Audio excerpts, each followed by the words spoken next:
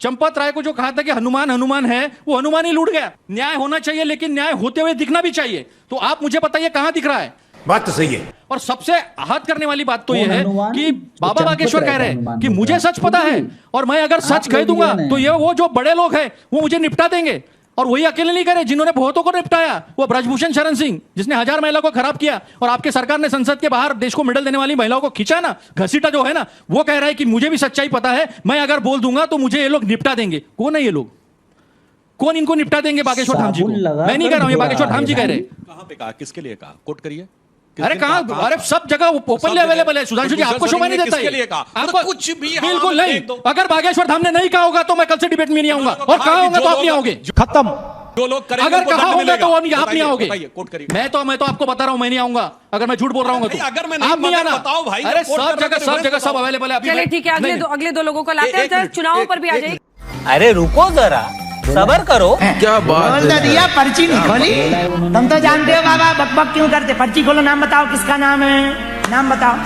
अब हमने यदि नाम बता ही दिया तो वो हमको निपटा देगा। सुधांशु जी का तो बात खत्म। आज नहीं तो कल निपटा देगा, तो हम दूसरों के नाम ही नहीं बता पाएंगे। इसलिए फायदा इसी में है। सबके सब चोर हैं साले। आप सवाल करो चोरी पे, सवाल होता है आप कौन हो? चोर हैं एंटी साले। नेशनल। एक 12वीं क्लास का लड़का जो नीट पेपर लीक होता है उसके ऊपर सारा रिसर्च करके निकालता है, तो उसे देशद्रोही कहा जाता है, वो कोमा में चला जाता है, वो डिप्रेशन में चला जाता है। तो जो अभी ये जो जेनजी का या युवाओं का जो सवाल है कि हमारे भविष्य के साथ क्या होगा, फिर तो केदारनाथ में भी जो है वो सोना गायब हो गया है 250 किलो के आसपास। ये 2012 में भी चोरी हुई, कार सेवकों के 1400 करोड़ भी चोरी हो गए, 200 शिलाएं भी चोरी हो गई है, 50% जमीन जो है अयोध्या की, वो जमीन सारी कौन किसने खा गए हैं, किसने लिए हैं, दोनों ने मिलकर 2 करोड़ की जमीन 2 घंटे में 4 घंटे में 18 करोड़ 30 लाख में ट्रस्ट को बेची है। ये सारे जो है ना ओपन एंड शट केसेस है, सब जगह कार्रवाई होनी चाहिए। ये जानना चाहता हूँ कि एक पार्टी किसी को नेशनलिस्ट एंटी नेशनलिस्ट का तमगा कैसे दे रही है? Good question. बायोफ्यूल पे क्वेश्चन पूछने पे लोगों को एंटी नेशनलिस्ट बोल दिया जा रहा है। इथेनॉल ब्लेंडिंग पे बीजेपी ने अभी तक कुछ भी अपना प्रतिक्रिया नहीं। You are a good question. Sudhanshu ji, अब इस बच्चे का सवाल जो प्रश्न पूछे, वो देश विरोधी, वो राष्ट्र विरोधी क्यों भाई? बहुत अच्छा सवाल पूछा है। देश विरोधी राष्ट्र विरोधी कौन? हाफिज सईद ने अपने स्टेटमेंट में किस पार्टी को अच्छा बोला, जाके चेक कर लीजिए। आप कहते हैं हिंदू मुसलमान, तो मैं पूछना चाहता हूं ये स्टेटमेंट किसका है? कांग्रेस मतलब मुसलमान, मुसलमान मतलब कांग्रेस, कांग्रेस की ताकत मुसलमान, मुसलमान की ताकत कांग्रेस। तेलंगाना का कांग्रेस का चीफ मिनिस्टर रेवंत रेड्डी, बोलो हाँ या ना? आपकी औकात बता रहा हूँ सर, बुरा नहीं मानना सर। आपका सवाल जो होता है ना बहुत ज्यादा हाँ ना में बहुत होता। आप बताओ उत्तर प्रदेश में ट्यूबवेल ऑपरेटर का पेपर लीक हुआ, हाँ या ना? आप बताओ उत्तर प्रदेश में सीटीईटी का पेपर लीक हुआ, हाँ या ना?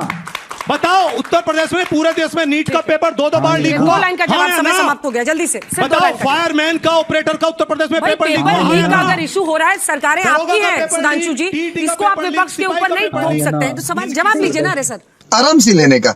हाँ, अभी सवाल यह है कि आप मुसलमानों को नागरिक समझते ही नहीं, आप मुसलमानों को टिकट देते ही नहीं। सुनो ना, आप मुसलमानों को टिकट देते ही नहीं। कोई पॉइंट बीच में ना बोल, मैं बीच में बोला नहीं। आप मुसलमानों को टिकट देते नहीं, आप उनको देश का नागरिक नहीं समझते। हम मुसलमानों को, हिंदू को, दलितों को, आदिवासियों को, महिलाओं को, सबको टिकट देते। आप देते नहीं, आपका दोष है, क्योंकि आपको हिंदू मुसलमान की राजनीति बहती है, क्योंकि आप पेपर लीक पे बात नहीं कर सकते। आप पेपर लीक पर अभी तक धर्मेंद्र प्रधान का इस्तीफा नहीं हुआ, 21 बच्चों ने आत्महत्या कर दी, लेकिन उसका जवाब आपको देना नहीं है। आपको इथेनॉल का जवाब आपको देना नहीं है, आपको बेरोजगारी का जवाब देना नहीं है। आपको जिस तरह से आपने अभी आपको डिलिमिटेशन करना है, इसलिए पार्टियां तोड़कर जनादेश को जो है ठुकरा कर, आप संविधान की बात करें ना, जनादेश को ठुकरा कर, लोगों को ईडी इनकम टैक्स सीबीआई का डर दिखाकर साथ में लाकर डिलिमिटेशन करके नॉर्थ साउथ करना चाहते हो। इतनी सारी बातें देशभक्ति का सर्टिफिकेट भी खुद ले लेते हो। मुझे क्रेडिट नहीं चाहिए कि जो राम मंदिर में जाता है और खूब चोरी कर ले वो राम भक्त, और जैसे हमसे सवाल पूछते हैं आप नहीं गए तो हम द्रोही।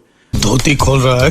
हमें पूछता हूं, जो रामद्रोही, इतने करोड़ों लोग जो नहीं गए मंदिर में, वो सारे रामद्रोही हैं, और आप जो बैठ करके चोरी कर रहे हैं वो राम भक्त है। एक बात। दूसरी बात, इनका भगवान राम से इतना ही नाता है जितना बाबा राम रहीम का सत्संग से है।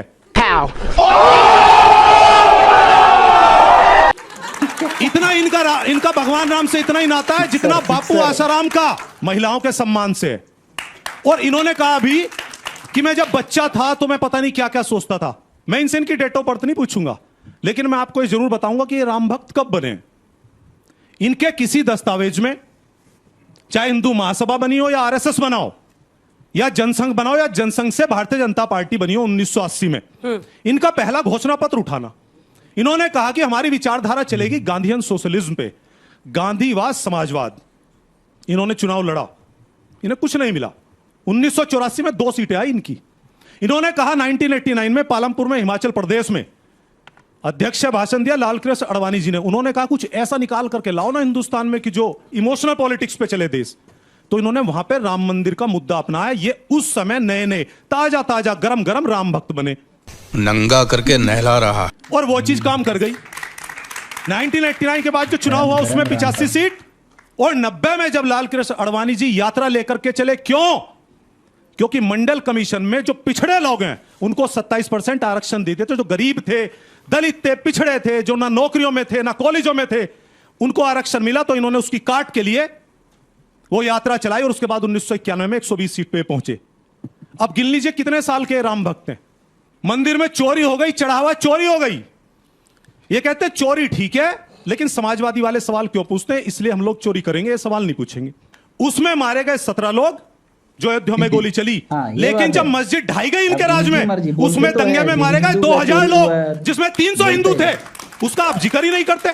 16 लोगों का जिक्र करते, लेकिन जितने आज तक हिंदुस्तान में दंगे हुए, सबसे ज्यादा नरसंहार आपके हाथ में, और सबसे लेटेस्ट किसान आंदोलन, जिसमें किसान आंदोलन जिसमें 800 से ज्यादा किसान आपके राज्य में शहीद हो गए। 800 से ज्यादा किसान। अब मैं कैमरामैन से कहूंगा मेरे फोन पे फोकस करिए। काट डालूंगा। क्यों हिला डाला ना?